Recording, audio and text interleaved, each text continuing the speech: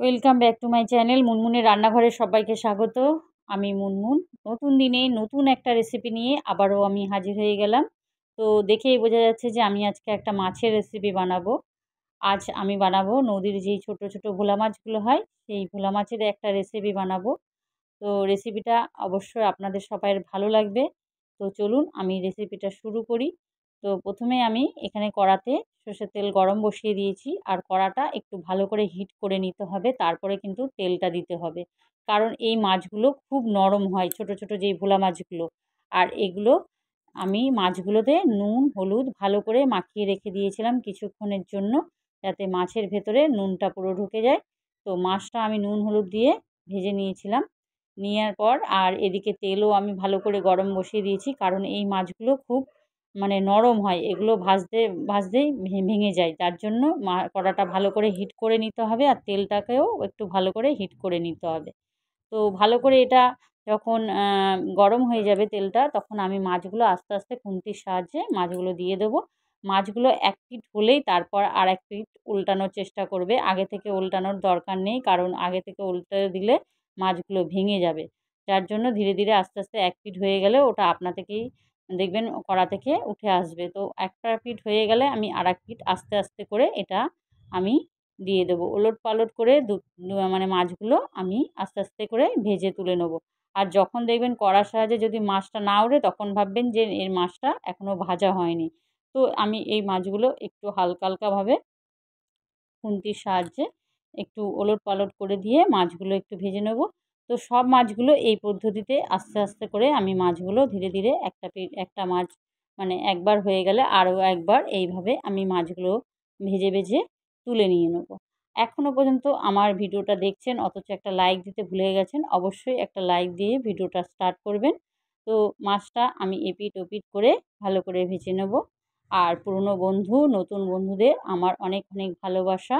আমাকে এইভাবে সাপোর্ট করার জন্য, এইভাবে ভালোবাসা দেওয়ার জন্য অসংখ্য ধন্যবাদ আপনাদের সবাইকে। আপনারা মূল্যবান সময় দিয়ে আমার ভিডিওটা দেখছেন, আমার রান্নার রেসিপিগুলো আপনারা উম ওয়াচ করছেন, তার জন্য আপনাদেরকে আমার অনেক অনেক ভালোবাসা। দেখুন এবার মাছটা এইভাবে ভেজে তুলে নিয়ে নিতে হবে। তো সব মাছগুলো আমি এই পদ্ধতিতে আস্তে আস্তে করে ভেজে ভেজে আমি তুলে নিচ্ছি। প্রথমে আমি মাছগুলো ভেজে নিয়ে নিলাম। আবারও এই পদ্ধতিতে আস্তে আস্তে করে মাছগুলো আমি ভেজে তুলে নেব। তো সব মাছগুলো আমার এই ভাজা হয়ে গেল। দেখুন এবার মাছগুলো ভাজা হয়ে যেতে আমি দিয়ে দিলাম একটু কালো জিরে। এবার তেলটা যদি কমে যায় আর একটু তেল দিয়ে দেবেন। তো আমার তো সেরকমভাবে মাছ যেই তেলটা দিয়েছি সেটাই হয়ে গেছে। আর এদিকে দিয়ে দিলাম আমি একটু টমেটো, আর টমেটো আর বেটে রেখেছিলাম টমেটো আর পেঁয়াজ একসঙ্গে বেটেছিলাম, একটা টমেটো আর একটা পেঁয়াজ বড় সাইজের, সেই বাটা পেঁয়াজ আর টমেটোর পেস্টটা আমি এতে দিয়ে দিলাম। দিয়ে ভালো করে একটু কষিয়ে নেব। মানে তেলের সাহায্যে কষিয়ে নেব। দিয়ে দিলাম আদা রসুনের পেস্ট, আদা ১ চামচ রসুন ১ চামচ দিয়ে দিলাম। দিয়ে এটাকে ভালো করে কষিয়ে নিতে হবে, একদম ভালো করে যেন কাঁচা গন্ধটা না যায়। তো ভালো করে একটু কষাতে হবে, টমেটোর গন্ধ পেঁয়াজের গন্ধ যাতে না থাকে। এখান দিয়ে আমি গুঁড়ো মশলা নিয়ে দিলাম কাশ্মীরি লঙ্কার গুঁড়ো, হলুদ গুঁড়ো, এমনি ঝাল লঙ্কার গুঁড়ো আর একটু জিরে গুঁড়ো নিয়ে এই মশলাটাকে আমি একটু জল দিয়ে আগে গুলে নেবো ভালো করে। দেখুন আমি গুলে নিচ্ছি ভালো করে একটু চামচের সাহায্যে গুলে নিয়ে এবার এই যে মশলাটা এই তেলের ভেতরে আমি দিয়ে দেবো।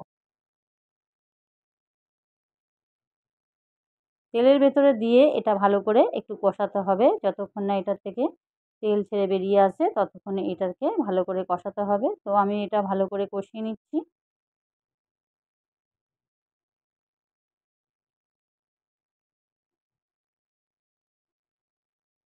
কষিয়ে নেওয়ার পর আমি এতে জল দিয়ে দিলাম।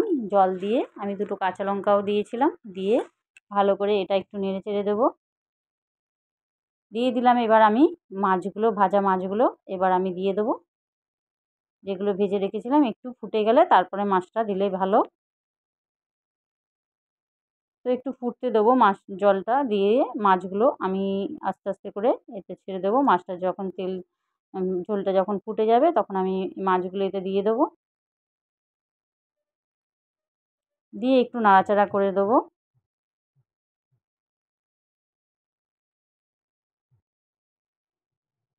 দিয়ে দিলাম আমি পরিমাণ মতো নুন। নুনটা কিন্তু আমি দিইনি। এবার আমি নুনটা দিয়ে দিলাম। নুনটা দিয়ে এবার আমি একটু নাড়াচাড়া করে দেবো।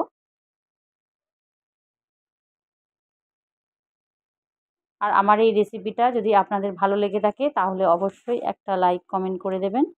কেমন হলো রেসিপিটা আমার। ওপর থেকে একটু ধনেপাতা কুচি দিয়ে দিলেই ব্যাস রেডি হয়ে যাবে ভোলা মাছের ঝালের একটা রেসিপি। এটা কিন্তু খেতে খুব ভালোই লাগে। নদীর ছোট্ট ছোট্ট ভোলা মাছ।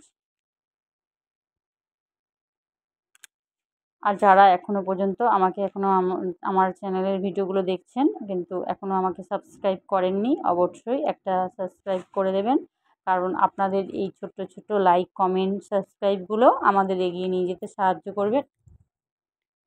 তো আপনারা সবাই একটুখানি যারা আমার ভিডিওগুলো দেখছেন অবশ্যই আমার চ্যানেলটাকে একটু সাবস্ক্রাইব করে দেবেন।